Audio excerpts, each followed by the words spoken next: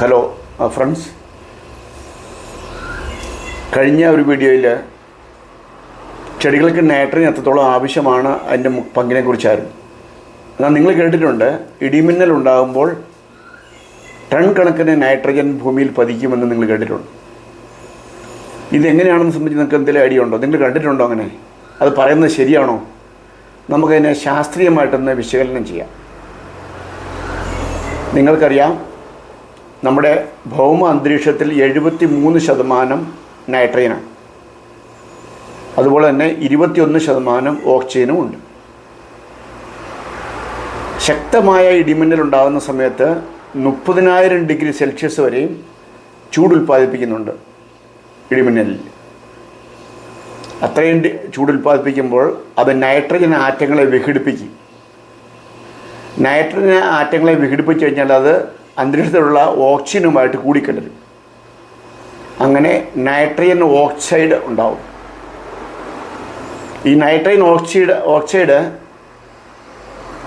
എങ്ങനെയാണ് പിന്നെ ഭൂമിയിൽ പതിക്കുന്നത്? ഒരുപക്ഷെ അത് മഞ്ഞായിട്ട് പെയ്യാം, അതല്ലെങ്കിൽ മഴ പെയ്യുമ്പോൾ അതിലൂടെ അത് ഭൂമിയിൽ പതിക്കാം. അങ്ങനെ പല രൂപത്തിൽ അത് ഭൂമിയിൽ പതിക്കും. ഇപ്പോൾ ലോകത്തിൽ മൊത്തം, അതായത് ഭൂമിയിൽ മൊത്തം നമ്മൾ എടുക്കുകയാണെങ്കിൽ, ഒരു വർഷം ഇടിമിന്നലിലൂടെ തന്നെ ഭൂമിയിൽ പതിക്കുന്ന നൈട്രജൻ്റെ അളവ്, നൈട്രജനായിട്ടല്ല പതിക്കുന്നത്, നൈട്രജൻ നമുക്ക് ഭൂമിയിൽ ലഭ്യമാകുന്നത് 20 മില്യൺ ടൺ നൈട്രജനാണ് ഭൂമിയിൽ പതിക്കുക ഒരു വർഷം. പക്ഷേ ഇതെങ്ങനെയാണ് പിന്നീട് ഇത് ഭൂമിയിൽ പതിക്കുമ്പോൾ എങ്ങനെയാണ് ചെടികൾക്ക് ലഭ്യമായി തീരുന്നതെന്ന് സംബന്ധിച്ച് നമ്മൾ നോക്കുക. അന്തരീക്ഷത്തിൽ നൈട്രജൻ ഉണ്ടെങ്കിലും അന്തരീക്ഷ നൈട്രജനെ നേരിട്ട് ചെടികൾക്ക് വലിച്ചെടുക്കാൻ കഴിയില്ല. ചെടികൾക്ക് നേരിട്ട് വലിച്ചെടുക്കാൻ കഴിയുന്ന വിധത്തിലായിട്ട് അതിനെ രൂപപ്പെടുത്തണം. അതിനാണ് നൈട്രജൻ ഫിക്സേഷൻ എന്ന് പറയും. അതിന് ബാക്ടീരിയകൾക്ക് നല്ല പങ്കുണ്ട്. റൈസോബിയം, അസറ്റോബാക്ടർ എന്നുള്ള ചില ബാക്ടീരിയകൾ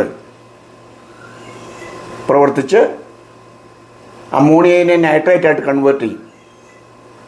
അതായത് നൈട്രജൻ ഓക്സൈഡ് എന്ന് പറയുന്നത് കേട്ടിട്ടുണ്ട്. അത് അമോണിയം ആയിട്ട് മണ്ണിൽ പതിക്കും. ഈ അമോണിയത്തിനെ വിഘടിപ്പിക്കുന്ന ബാക്ടീരിയയാണ് അസറ്റോബാക്ടർ, റൈസോബിയം ബാക്ടീരിയ. അതിനെ വിഘടിപ്പിച്ച് കഴിയുമ്പോൾ അത് ചെടികൾക്ക് വലിച്ചെടുക്കാൻ കഴിയുന്ന ഓർഗാനിക് നൈട്രേറ്റായിട്ട് കൺവേർട്ട് ആവും. അങ്ങനെ ചെടികൾ അത് വലിച്ചെടുക്കും. ഇതാണ് അതിൻ്റെ സത്യാവസ്ഥ. അതുകൊണ്ട് ഈ ബാക്ടീരിയകൾ മണ്ണിലുള്ളത് ആവശ്യമാണ്. ബാക്ടീരിയ തീർച്ചയായിട്ടും ജീവനുള്ള ഒന്നാണ്, നമുക്കറിയാമല്ലോ. അപ്പോൾ സ്വാഭാവികമായിട്ട് അന്തരീക്ഷത്തിൽ നിന്ന് നമുക്ക് ലഭിക്കുന്ന ഈ നൈട്രജൻ നമ്മുടെ ഏലച്ചെടികൾക്കോ മറ്റ് കൃഷികൾക്കോ ലഭിക്കാൻ കഴിയുന്ന വിധത്തിൽ ആക്കി തീർക്കാൻ അസറ്റോബാക്ടർ, റൈസോബിയം, ക്ലോസ്ട്രോഡിയം മുതലായ ബാക്ടീരിയകൾക്കൊക്കെ നല്ല പങ്കുണ്ട്. അപ്പോൾ ഈ ബാക്ടീരിയകൾ നമ്മൾ നശിപ്പിക്കരുത്. കാരണം അത് ജീവനുള്ളതാണല്ലോ. ഇതെല്ലാം എയറോബിക് ബാക്ടീരിയകളാണ്. എയറോബിക് ബാക്ടീരിയ എന്ന് പറഞ്ഞിട്ടുണ്ടെങ്കിൽ ഓക്സിജനാൽ ജീവൻ നിലനിർത്തപ്പെടുന്ന ബാക്ടീരിയയാണ് നമ്മൾ എയറോബിക് ബാക്ടീരിയ എന്ന് പറയുന്നത്. അപ്പോൾ അതുകൊണ്ട് മണ്ണിൽ ഇളക്കമുള്ളതാക്കി തീർത്തെങ്കിൽ മാത്രമേ മണ്ണിൽ ഓക്സിജൻ്റെ കണ്ടൻറ്റ് കൂടുതലുണ്ടായിരിക്കുള്ളൂ. മണ്ണിന് ഇളക്കം വേണം. മണ്ണ് ഹാർഡായി പോയാൽ ഈ ബാക്ടീരിയകൾക്ക് അതവിടെ ഓക്സിജൻ്റെ അളവ് മണ്ണിൽ കുറവായിരിക്കും. അപ്പോൾ ബാക്ടീരിയകൾക്ക് അതിജീവിക്കാനും പ്രയാസമായിരിക്കും. അതുകൊണ്ട് മണ്ണിനെ ഇളക്കമുള്ളതാക്കി തീർത്ത് ഈ പറയപ്പെട്ട അസറ്റോബാക്ടർ, റൈസോബിയം ബാക്ടീരിയകൾ സമൃദ്ധമായിട്ട് മണ്ണിൽ ഉണ്ടാകുന്ന ഒരു സാഹചര്യത്തിൽ നമ്മൾ കൂടുതലായിട്ടുള്ള നൈട്രജൻ വളങ്ങൾ മണ്ണിൽ ആർട്ടിഫിഷ്യലായിട്ട് കൊടുക്കേണ്ട കാര്യമില്ല. മറിച്ച് ഇടിമിന്നലിലൂടെയും മറ്റും നമുക്ക് ലഭ്യമായി തീരുന്ന ഈ അന്തരീക്ഷത്തിലുള്ള നൈട്രജനെ ചെടികൾക്ക് വലിച്ചെടുക്കാൻ കഴിയുന്ന ഓർഗാനിക് നൈട്രേറ്റായിട്ട് ഈ ബാക്ടീരിയ കൺവേർട്ട് ചെയ്ത് അങ്ങനെ നമ്മുടെ ചെടികൾക്ക് ലഭ്യമാക്കി തീർക്കുന്നു. അതുകൊണ്ട് ഇടിമിന്നലുണ്ടാകുമ്പോൾ നൈട്രജൻ മണ്ണിൽ വരും എന്ന് പറയുന്നത് സത്യമാണ്. എന്നാൽ നൈട്രജൻ നേരിട്ട് വരുന്നില്ല. അത് നൈട്രജൻ ഓക്സൈഡായിട്ടാണ് വരുന്നത്. നൈട്രിക് ആസിഡ് എന്നൊക്കെ നിങ്ങൾ കേട്ടിട്ടുണ്ട്. ആ പരുവത്താണ് വരുന്നത്. പിന്നീട് അതിനെ ചെടികൾക്ക് വലിച്ചെടുക്കാൻ കഴിയുന്ന വിധത്തിൽ പ്രവർത്തിച്ച് ആക്കിയെടുക്കണമെങ്കിൽ നൈട്രജൻ ഫിക്സിങ് ബാക്ടീരിയകളുണ്ടായ ബാക്ടീരിയ പ്രവർത്തിച്ചേ മതിയാവും.